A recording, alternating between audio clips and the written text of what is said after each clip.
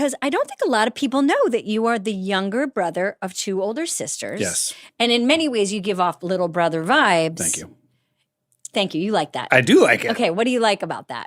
That description of you? It just is me, so it makes sense to me when I feel seen when people are like, you have little brother vibes. I'm like, you're correct. What was it? What are your sisters like, and what kind of like dynamic is in your family? Eldest sister, very extroverted. Middle sister, introverted. I had a great relationship with both of them. I loved growing up with them. Very goofy, silly sibling vibe. Mm-hmm. And now we all have kids and are adults, and it's insane. And what are the pros of being a little brother to 2 sisters, to 2 young women? Oh, man. You don't get beat up. Yeah, right. Which is great. Beat up. Like so many of my dude friends are like, oh man, my brother used to beat my ass. And in like, not in a like properly abusive way, but where they'll be like, I was always a little scared he's going to like sock me or something. And I'm just like, yeah, I never had to deal with that at all. And also, I mean, I've talked about this before, but like in my life, I have found when I meet other guys that have older sisters, we immediately get along. There's just a different level of ease for me with that energy. I don't know how to explain it. Who do you know that has older sisters? Matt Murray, Panther. Matt Murray, Panther, a great SNL writer who we love. Yep. You're absolutely right. Has the vibe of someone who's been taken gentle care of. Yes. And likes women. Yeah, truly. I mean, obviously, you would hope for everyone to be able to be okay in any situation. Like, I grew up with a lot of girls who were just my friends in a very easy way. And it didn't have to be like, are we going to hook up? Like, and I feel like a lot of my guy friends back then, it was, if they didn't have sisters for some reason, those guys, it was more of a thing. Yeah. Were you friends with your sister's friends?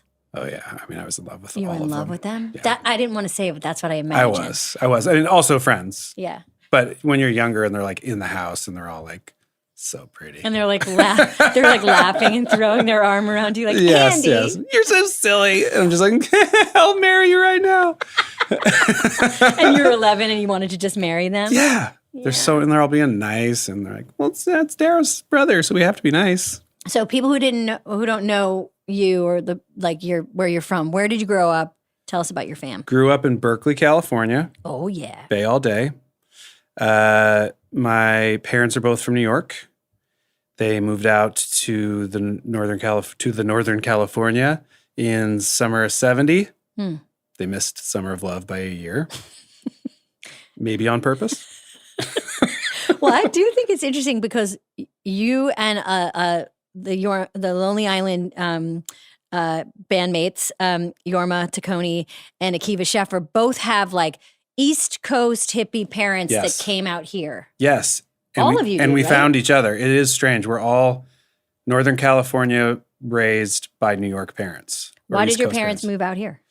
Why do you think? I think it was just happening out here. Yeah. I mean, it was kind of the Summer of Love runoff, I guess. Mm-hmm. It was just there was a huge migration of quote unquote, let's say hippies. I know, but that's probably the wrong word to use, right? At this point, what word would you use? I mean,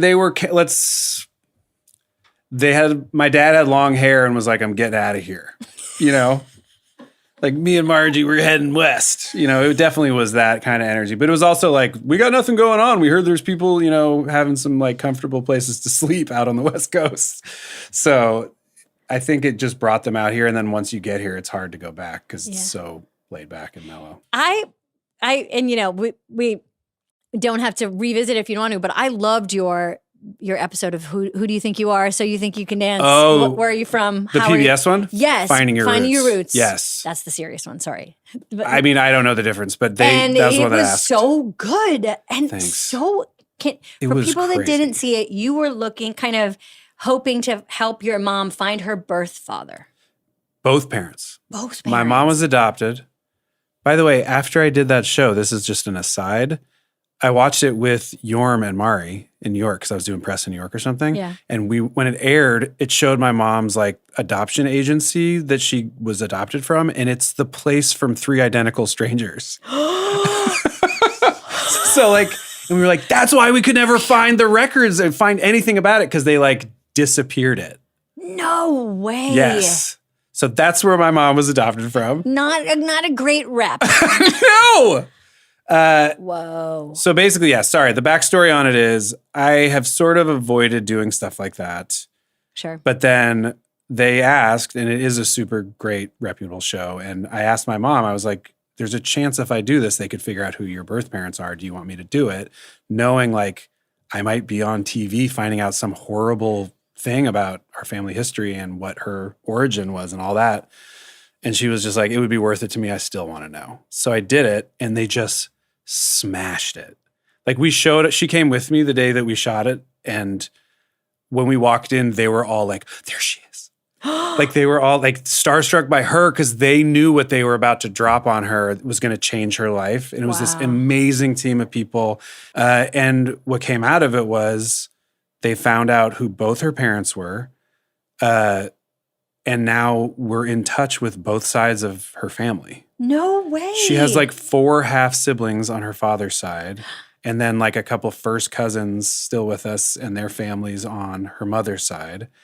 And the craziest thing about it by far, that's like from a movie that I get chills still talking about, is once she connected with both sides of the families, they both, unbeknownst to each other, went looking through her biological parents' old stuff they still had.